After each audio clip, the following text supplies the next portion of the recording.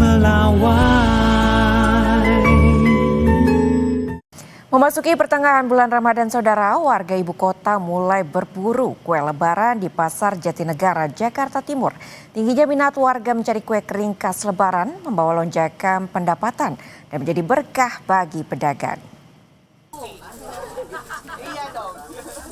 Memasuki pertengahan bulan Ramadan, Pasar Jatinegara, Jakarta Timur mulai ramai dikunjungi warga yang ingin membeli kue khas lebaran seperti nastar, putri salju, kastengel, hingga kue coklat.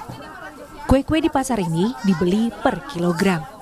Variasi kue kering yang tersedia menjadi daya tarik utama pasar ini. Harga yang ditawarkan juga bervariasi sesuai dengan jenis dan kualitasnya. Menurut pedagang, aktivitas jual beli kue kering terus meningkat setiap harinya selama bulan Ramadan.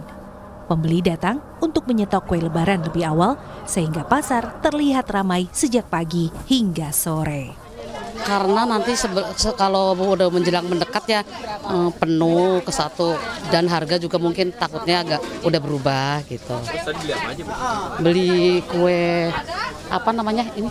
Tadi apa sih? Kue kastengel, terus beli putri salju. Banyak deh pokoknya.